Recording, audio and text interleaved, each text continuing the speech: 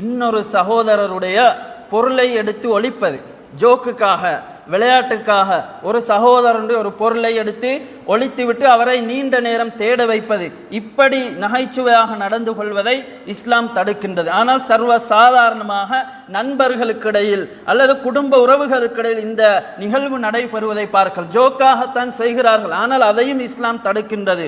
உதாரணமாக திறப்பை எடுத்து ஒழிப்பார்கள், அல்லது பேனையை எடுத்து ஒழிப்பார்கள், அல்லது மொபைல் போனை எடுத்து ஒழிப்பார்கள்.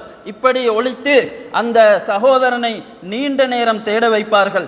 இப்படி பரிகாசம் செய்வதை, இப்படி நகைச்சுவை செய்வதை இஸ்லாம் தடுத்திருக்கின்றது என்பதை நாங்கள் தெளிவாக புரிந்து கொள்ள வேண்டும்.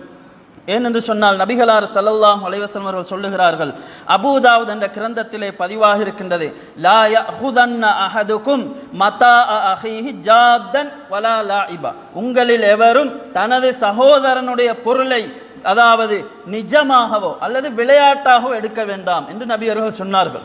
அப்ப சீரியஸாகவும் நாங்கள் அடுத்த சகோதரனுடைய பொருளை எடுக்கக்கூடாது, திருடக்கூடாது. அல்லது விளையாட்டாக ஒரு ஜோக்குக்காகவும் நாங்கள் அடுத்த சகோதரனுடைய பொருளை எடுக்கக்கூடாது என்று நபி அவர்கள் சொல்லுகிறார்கள்.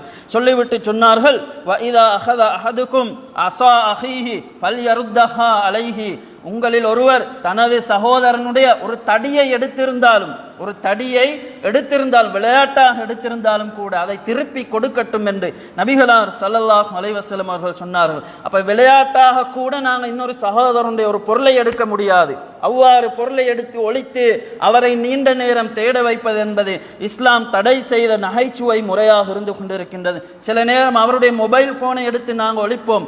அவர் எப்படி தேடுவார்? பெருமதியான ஒன்று தொலைந்து விட்டது என்ற கவலையோடும் அந்த பதற்றத்தோடும் அந்த பயத்தோடும் அவர் அந்த மொபைல் போனை தேடுவார். அப்ப அது இஸ்லாம் தடை செய்யக்கூடியதாக இருக்கிறது. ஒருவரை பயமுடுத்துவது, ஒருவருக்கு கவலையை ஏற்படுத்துவது இஸ்லாம் தடுத்த ஒன்றாக இருக்கின்றது. எனவே எங்களுடைய நகைச்சுவை இன்னொருவருடைய பொருளை எடுத்து அவரை தேட வைக்கக்கூடிய நகைச்சுவை முறையாக இருக்கக்கூடாது என்பதையும் நாங்கள் தெளிவாக புரிந்து கொள்ள வேண்டும்.